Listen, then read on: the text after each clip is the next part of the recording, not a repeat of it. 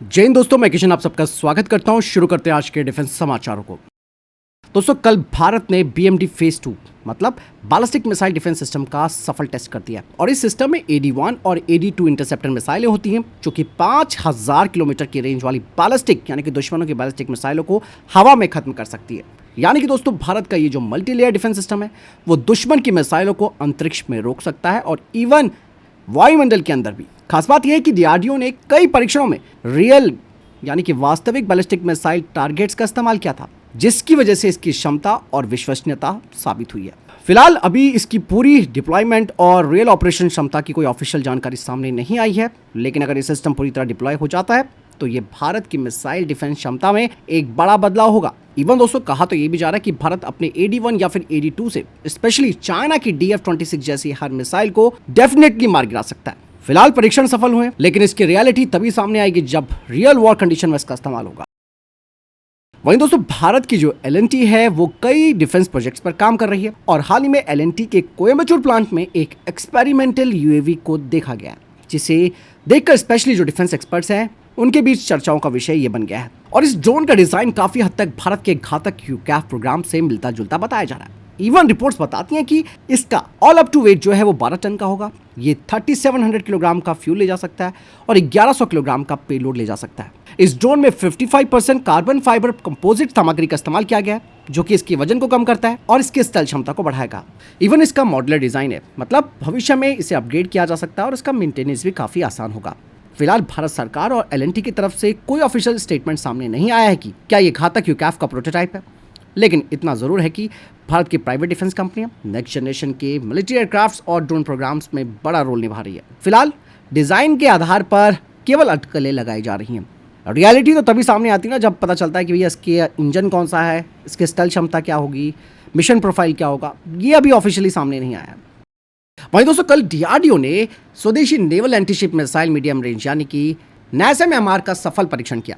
ये missile medium range से दुश्मनों के युद्धपोतों को बेहद सटीकता से निशाना बना सकती है। इसके जरिए भारतीय नौसेना की स्ट्राइक पावर काफी मजबूत हो जाएगी। और इवन दोस्तों, इस मिसाइल के साथ भारतीय नौसेना को शॉर्ट रेंज और मीडियम रेंज दोनों लेवल्स पर दुश्मन के जहाजों के खिलाफ हमला करने की ताकत मिलेगी। यानी कि कल भारत ने दोस्तों जो टेस्ट किए हैं एक के बाद एक, पहला AD-1 और AD-2 इंटरसेप्टर मिसाइलों का, जो कि दुश्मनों के बैलिस्टिक मिसाइलों को हवा में खत्म कर सकती है, तो दूसरी तरफ भारतीय नौसेना के लिए इस NASAMS-MR का सफल परीक्षण किया गया, जिससे कि आप अंदाजा लगा सकते हैं कि मैरीटाइम वॉरफेयर हो या फिर मिसाइल डिफेंस, भारत लगातार देसी टेक्नोलॉजी के दम पर अपनी मिलिट्री ताकत को नई ऊंचाइयों पर पहुंचा रहा है। वहीं दूसरी तरफ रशिया ने अपनी अमूर 1650 यानी कि 1650 डीजल इलेक्ट्रिक पनडुब्बी का एक नया मॉडल पेश किया, जो कि पानी के नीचे रहते हुए ब्रह्मोस सुपरसोनिक मिसाइल को लॉन्च कर सकती है। इस पनडुब्बी में वर्टिकल लॉन्च सिस्टम यानी कि VLS लगाने की क्षमता दिखाई गई है, जिससे कि ब्रह्मोस मिसाइलों को बिना सतह पर आए दागा जा सकता है। और इसका सबसे बड़ा फायदा पता क्या होगा? इसके जरिए पनडुब्बियां जो हैं वो दुश्मनों की नजरों से छिपी रहेंगी और फिर समुद्र और जमीन दोनों पर सटीक हमला कर सकती हैं। अमूर 1650 को रशिया लंबे समय से एक मॉडर्न और कम शोर वाली स्टेल्थ सबमरीन के रूप में इंटरनेशनल मार्केट में पेश भी कर रहा है। खास बात यह कि ब्रह्मोस मिसाइल का अंडर वाटर लॉन्च परीक्षण भारत पहले ही सफलतापूर्वक कर चुका है।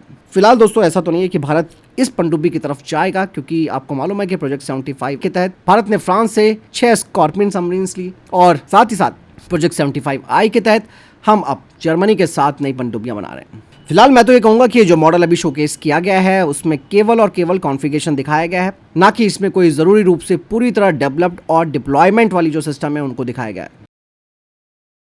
वहीं दोस्तों, भारतीय सेना के टैंकों को जल्द मिल सकता है एक नया सुरक्षा कवच। रिपोर्ट्स बताती हैं कि DAC यानी कि defence acquisition council next month यानी कि अगले महीने 2000 एक्टिव प्रोटेक्शन सिस्टम खरीदने के प्रस्ताव पर विचार कर रही है और इस डील की अनुमानित कीमत होगी 5000 करोड़ रुपए के आसपास। APS के बारे में आप में से काफी लोग जानते होंगे, लेकिन मैं फिर भी बता देता हूं कि APS एक ऐसी मॉडर्न टेक्नोलॉजी है जो टैंक की और आने वाली एंटी टैंक मिसाइलों, RPG और जो दूसरे घातक हथियार हैं उनको टैंकों तक पहुंचने से पहले ही खत्म कर देती है। यानी कि केवल मोटे कवच पर निर्भर रहने के बजाय ये सिस्टम खतरे को पहचानता है और उसे हवा में रोक देता है। हाल ही के युद्धों में दोस्तों एंटी टैंक मिसाइलों और ड्रोन का इस्तेमाल जैसे बढ़ा है, ऐसे में इस तरीके के APS सिस्टम की जरूरत और बढ़ गई है और डेफिनेटली प्रस्ताव मंजूर होगा, क्योंकि जरूरत भी है। इस प्रस्ताव के मंजूर होने के बाद भारतीय सेना की बड़ी संख्या में जो टैंक और बख्तरबंद वाहन हैं उनकी सुरक्षा काफी बढ़ जाएगी। और हाल ही में मैंने आपको डिफेंस अपडेट में बताया था कि भारत जो है वो अपने जोरावर लाइट टैंक को भी इसी तरीके से एक नया कवच देने जा रहा है ताकि उसकी प्रोटेक्शन बढ़ सके। और अभी तक ये बात भी क्लियर नहीं है कि भाई कौन सा एपीएस चुना जाएगा, क्या इसमें वाकई में स्वदेशी टेक्नोलॉजी का इस्तेमाल किया जाएगा या फिर विदेशी टेक्नोलॉजी को हमें इंपोर्ट करना पड़ेगा।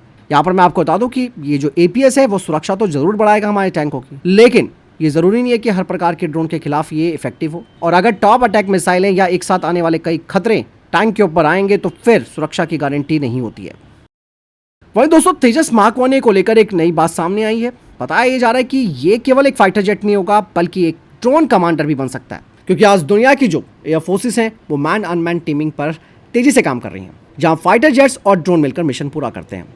अब यहाँ पर डिफेंस एक्सपर्ट्स का कहना है कि अगर भविष्य में तेजस मार्क 1 भारत का पहला ऐसा फाइटर जेट बन सकता है जो कि लॉयल विंगमैन और दूसरे कॉम्बैट ड्रोन को कंट्रोल कर सके। तेजस की सबसे बड़ी ताकत होगी दोस्तों इसका स्वदेशी और ओपन आर्किटेक्चर डिजाइन, जिससे कि भारत इसके सॉफ्टवेयर, डेटा लिंक और एआई सिस्टम को अपनी जरूरतों के हिसाब से अपग्रेड कर सकता है। और भविष्य में तेजस फाइटर जेट दुश्मन के इलाकों में ये जो आईएसआर ड्रोन्स हैं उन्हें भेज सकता है, इलेक्ट्रॉनिक वॉरफेयर यूएवीज को गाइड कर सकता है और यहाँ तक कि कामिकेजी ड्रोन्स हमलों को भी कोऑर्डिनेट कर सकता है।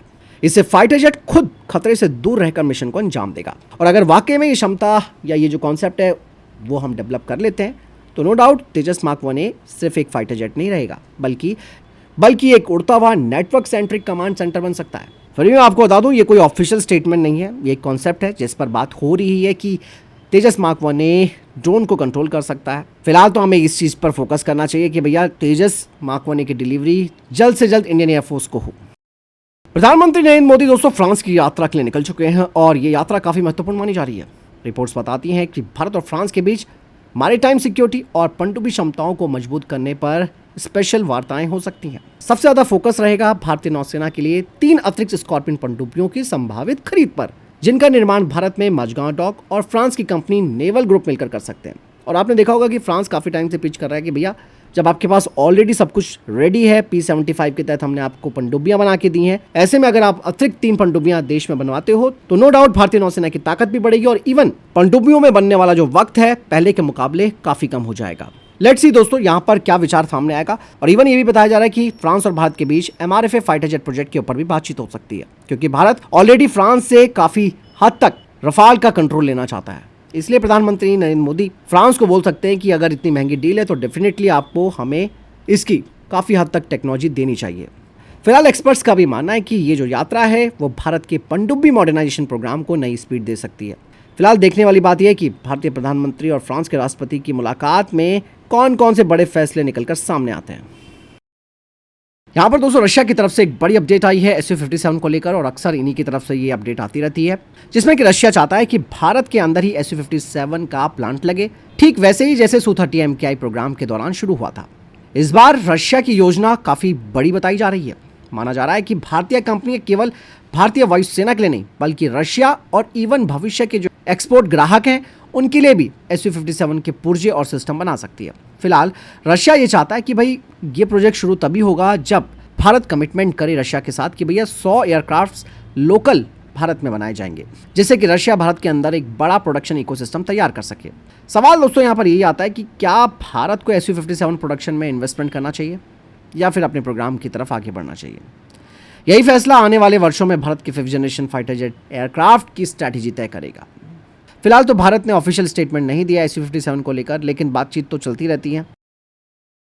इसके अलावा दोस्तों अमेरिका ने एक बड़ी बाजी पलटी है और खुद अमेरिका इस बात से मुकर गया है कि स्टेट ऑफ होर्मुज़ से निकल रहे भारतीय जहाज पर उन्होंने हमला नहीं किया बल्कि ईरान ने ड्रोन से हमला किया। और इवन डोनाल्ड ट्रंप बता रहे हैं कि ईरान का ये हमला जो है वो कायराना है, यानी कि सब कुछ दिख रहा है कि भाई किसने उनको मारा है, किस मिसाइल से अटैक हुआ है उस जहाज के ऊपर। तो आप ये देखिए कैसे पलटी मारी है अमेरिका ने अपनी बातों से। और आपको मालूम ही होगा जैसे कि इस हफ्ते भारतीय क्रू वाले 3 जहाजों पर हमला हुआ था, जिसमें कि 3 भारतीय मारे गए। खुद ही अमेरिका यहाँ पर टेंशन में कह रहा है कि यह तो बहुत बड़ी टेंशन की बात है। इस मामले में अमेरिका मजबूती से बड़े स्टेप उठाएगा।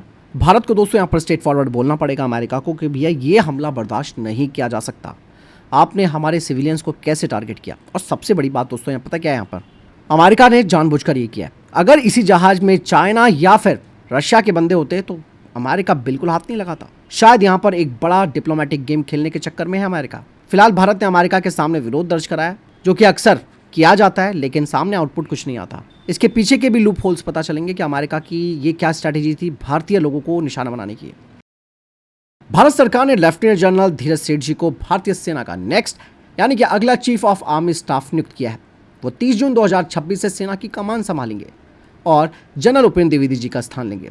दिसंबर 1986 में सेकंड लांसर में कमीशन प्राप्त करने वाले धीरज सेठ भारतीय सेना के 31वें थल सेनाध्यक्ष बनेंगे। और सबसे इंटरेस्टिंग बात दोस्तों पता क्या है यहाँ पर, वो ये कि लगभग 30 सालों के बाद आर्मर्ड कॉर्प का कोई अधिकारी आर्मी चीफ के पद पर नियुक्त हुआ है। वर्तमान में वे vice chief of the army staff के रूप में सेवाएं दे रहे हैं। उन्होंने अपने करियर में सुदर्शन चक्र कॉर्प्स, साउथ वेस्टर्न कमांड और सदर्न कमांड जैसे महत्वपूर्ण सैन्य गठन का नेतृत्व किया है। उनकी नियुक्ति ऐसे वक्त पर हुई है जब भारतीय सेना तेजी से आधुनिक तकनीकों और नई युद्ध क्षमताओं को अपनाने की दिशा में आगे बढ़ रही है। दोस्तों, आज पूरा देश भारतीय वायुसेना के उन 5 वीर जवानों को श्रद्धांजलि दे रहा है जिन्होंने असम के जोरहाट में हुए AN-32 हादसे में अपने प्राणों की आहुति दे दी, जिसमें कि squadron leader Prashant Singh, flight lieutenant Shubham Kumar, sergeant Jitendra Sharma, Agniveer Vayu Khemaram Kumawat और अग्निवीर वायु दानिश आलम शामिल थे। इन वीर योद्धाओं ने राष्ट्र की सेवा करते हुए सर्वोच्च बलिदान दिया है। दोस्तों, उनका साहस, समर्पण और कर्तव्य निष्ठा हमेशा हम देशवासियों को प्रेरित करती रहेगी।